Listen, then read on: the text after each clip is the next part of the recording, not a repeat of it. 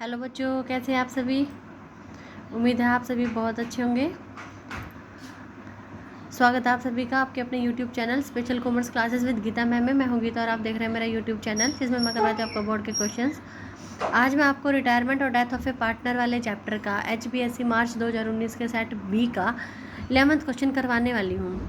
आज मैं आपको क्वेश्चन निकाल के दिखाऊंगी ये क्वेश्चन निकालते कैसे हैं, क्योंकि ये जो बड़े क्वेश्चन होते हैं, ये हमारा 8 मार्क्स का क्वेश्चन है, लेकिन अभी नया पैटर्न में 6 मार्क्स के आएंगे बड़े क्वेश्चन। लेकिन ये क्वेश्चन निकालने का तरीका पता होना चाहिए, क्योंकि सभी टीचर्स का ये मेथड जो है वो अलग अलग होता है निकालने का। कोई रिवैल्यूएशन अकाउंट पहले करवाता है, फिर पार्टनर कैपिटल अकाउंट और फिर बैलेंस शीट। और मैं आपको तीनों ही चीज़ें इकट्ठी करने सिखाऊंगी। इसमें क्या है, आपका टाइम भी बचेगा और कोई भी चीज़ें छूटेंगी नहीं, फटाफट से क्वेश्चन हो जाएगा। ठीक है। इससे पहले मेरी 12 वीडियोज़ आ चुकी हैं, मेरी 13 वीडियो है। अगर आपने वो वाली नहीं देखी तो प्लीज़ उन्हें देखिए बेटा, प्लीज़ देखा करो। पसंद आए तो कमेंट करा करो। इस वीडियो को भी लास्ट तक देखना। पसंद आए लाइक करो, कमेंट करो, शेयर करो। अगर आप चैनल पे नए हैं तो सब्सक्राइब करें और साथ में लगे बेल आइकन को ज़रूर प्रेस करें, ताकि हर आने वाली वीडियो की नोटिफिकेशन आपको टाइम पे मिल जाए। ठीक है। और थोड़ी सी भी यूज़फुल लगे तो प्लीज़ थोड़ा सा कमेंट करके बताओ कि मैम हाँ हमें ये बात अच्छी लगी, ये बात इसमें आपको और थोड़ी सी इसमें ठीक करना चाहिए था। ठीक है, चलो शुरू करते हैं आज का क्वेश्चन। मैं क्वेश्चन निकाल के इसलिए रखती थी ताकि वीडियो छोटी बने, टाइम ना लगे उसमें, इसलिए सारी कैलकुलेशन करके सारे परफॉर्मा तैयार करके रखती थी। लेकिन आज बस करवाने का मकसद यही है कि थोड़ा सा बच्चों को पता लगे भाई किस में कौन सी चीज़ पहले लिखते हैं, कौन सी चीज़ बाद में लिखते हैं। आज का क्वेश्चन क्या है, the following is the balance sheet of X, Y and Z on 1 January 2018 who distribute the profit in capital ratio. Liabilities दे रखी है rupees, asset rupees, sundry creditor दे रखे आउटस्टैंडिंग एक्सपेंसेस है, प्रॉफिट एंड लॉस है, capital है XYZ की, bank balance, debtor, provision, stock, investment, fix asset. Question शुरू करने से पहले सबसे पहले क्वेश्चन पढ़ना जरूर चाहिए कि उसमें किस तरह के एडजस्टमेंट दे रखे हैं, फिर क्या कुछ दे रखा है क्वेश्चन के अंदर। यहाँ क्वेश्चन में जेड रिटायरमेंट ले रहा है, Z retire on the above date on the following conditions.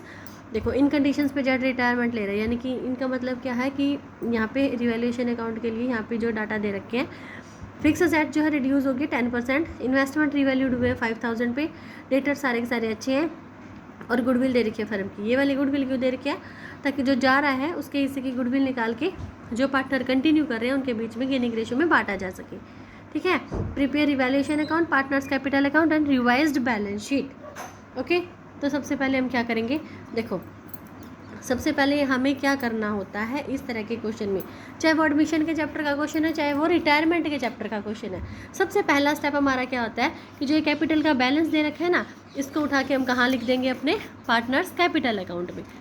सबसे पहला स्टेप ये होता है, हमें रिवैल्यूएशन नहीं छोड़ना, हमें सिर्फ एक बार सारा परफॉर्मा तैयार करके रखना है, जैसे मैंने करके रख रखा है।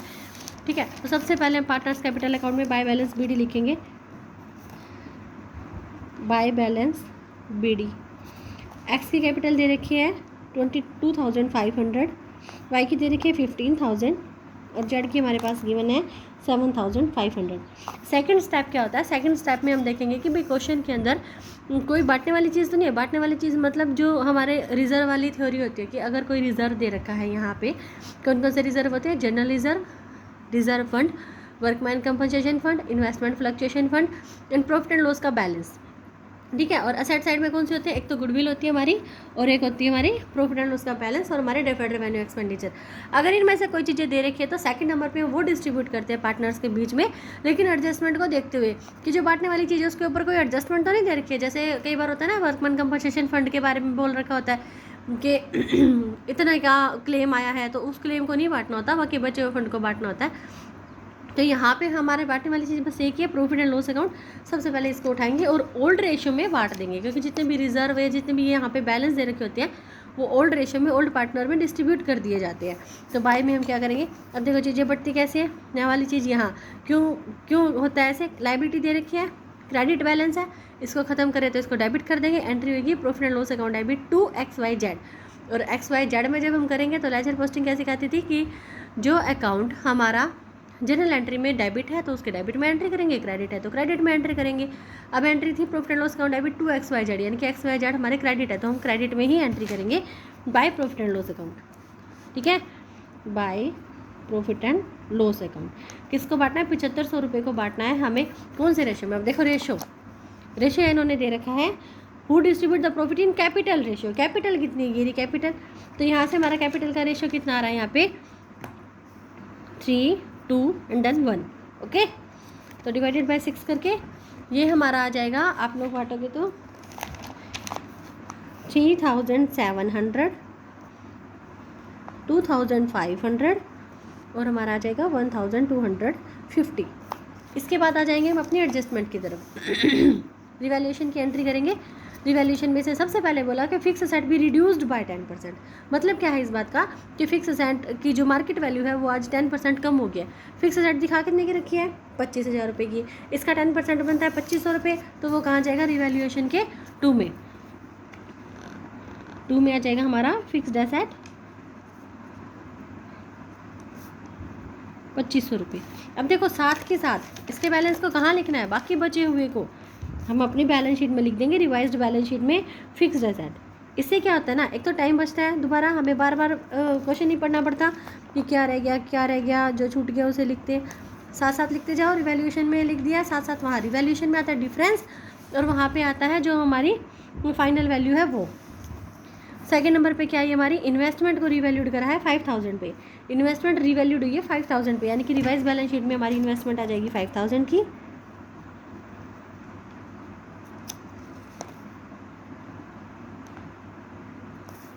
और हमारे रिवैल्यूएशन में अब 6000 की चीज़ 5000 में होगी तो 1000 रुपये का यहाँ पे भी नुकसान हो गया, तो ये हमारा रिवैल्यूएशन में आ जाएगा, क्योंकि रिवैल्यूएशन हमारा क्या होता है, नॉमिनल अकाउंट।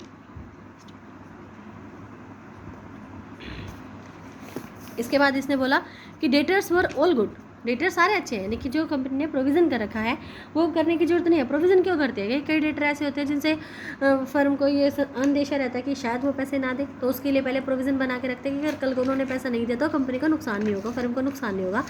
लेकिन ये कह रहा है कि ऐसा कोई है नहीं, डेटर सारे अच्छे हैं, सारे दे देंगे, तो ये प्रोविज़न करने की ज़रूरत नहीं है। प्रोविज़न का बैलेंस क्रेडिट होता है, तो यानी कि यहाँ पे फर्म के प्रॉफिट हो गया है 500 रुपये के, प्रोविज़न करने की जरूरत नहीं है, रिवैल्यूएशन के क्रेडिट में आ जाएगा bye provision.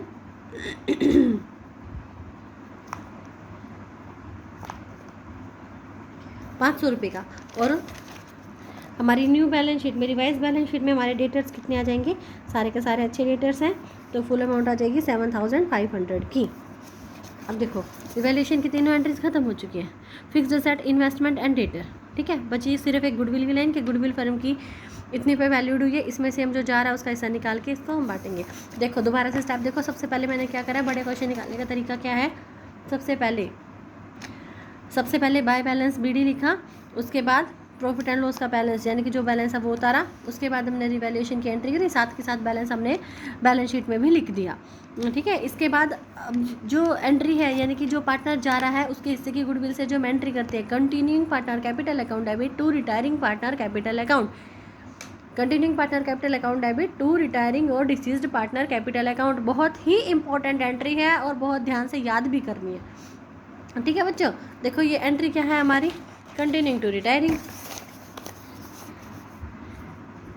Continue to retiring और डिसीज्ड पार्टनर। और ये एंट्री अब मान लो याद ना हो तो कैसे करेंगे, अब देखो अल्फ़ाबेटिकली हमारा C पहले आता है और D हो चाहे R दोनों बाद में आते हैं, तो एंट्री में पहले क्या आएगा C, ठीक है। वैसे याद करने का सबका अपना अलग तरीका होता है, कोई किसी चीज़ को किसी चीज़ से जोड़ के याद करता है, कोई कैसे, ठीक है। तो यहाँ पे थोड़ा सा बता दिया है, अगर ऐसे आपको याद हो सकता है तो आप याद करें ऐसे, कंटिन्यू टू रिटायरिंग। अब देखो कंटिन्यू कौन कर रहा है, जा तो रहा है Z, तो कंटिन्यू करेंगे XY टू Z। तो इस वाली एंट्री को हम कैसे करेंगे लेजर पोस्टिंग में, यानी कि 2Z करेंगे तो X और Y के अकाउंट में लिखेंगे पैसा, और बाय X और बाय Y करेंगे तो Z के अकाउंट में लिखेंगे। By X is capital account, by Y is capital account, 2Z capital account. Total firm की गुडविल का वैल्यूएशन हुआ है 4500 रुपये पे, उसके हिस्से के निकाल देंगे, उसका हिस्सा था हमारा 1/6 का, 1/6 का तो ये 750 आ गया, 750 को हम गेनिंग रेशो में बांट देंगे।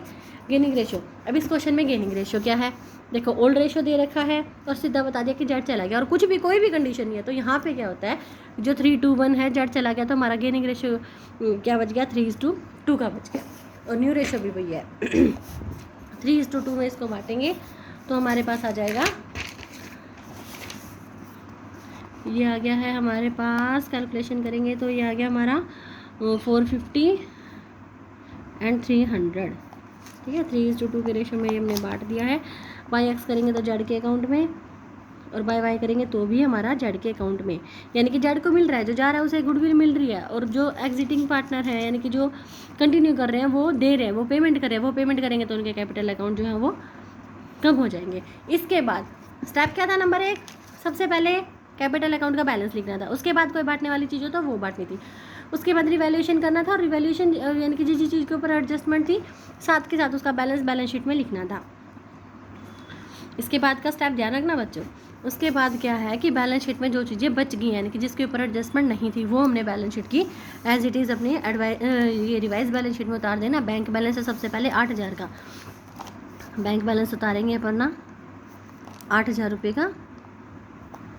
उसके बाद क्या है अपना डेटर्स हम लिख चुके हैं, स्टॉक रह गया हमारा, स्टॉक है 17,500 का।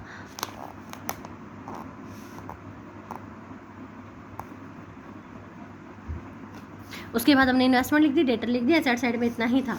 आते हैं लाइबिलिटी की तरफ। लाइबिलिटी में क्रेडिटर और आउटस्टैंडिंग एक्सपेंसेस है। प्रॉफिट एंड लॉस हम बांट चुके हैं, कैपिटल अकाउंट का बैलेंस कैपिटल अकाउंट से उतरेगा, तो क्रेडिटर और आउटस्टैंडिंग एक्सपेंसेस।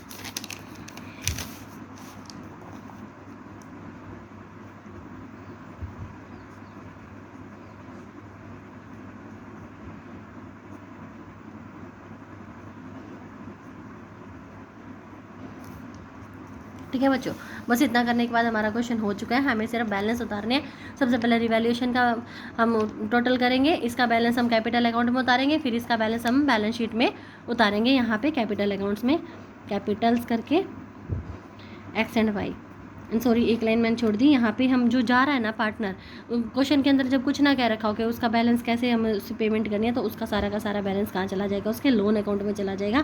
तो यहाँ से उसका लोन अकाउंट आएगा और यहाँ से इनके कैपिटल के बैलेंस आएंगे। एक्स और वाई की दोनों साइड इक्वल है, तो मतलब कि हमारा क्वेश्चन ठीक है। अब देखो 3,500 में से 500 गए, बचे हमारे 3,000, यानी कि लॉस आ रहा है यहाँ पे। By loss transfer to capital account X Y and then Z, तीनों में ही बटेगा, ओल्ड रेशो में, ओल्ड पार्टनर्स के बीच में बटेगा। टोटल है 3,500 का, यहाँ पे भी 3,500 का, और इसको जब हम बांट रहे हैं तो हमारे पास आ रहा है बैलेंस 3,500 को हम बांट, ये आ गया हमारा 1,500 रुपये, 1,000 रुपये और हमारा 500 रुपये। अब इस वाले बैलेंस को हम कहाँ उतार देंगे, कैपिटल अकाउंट में। लॉस आया है तो डेबिट साइड में उतारेंगे, प्रॉफिट आता तो हम इसको क्रेडिट में उतार देते हैं। अब लॉस आया तो यहाँ उतारेंगे टू लॉस ऑन रिवैल्यूएशन।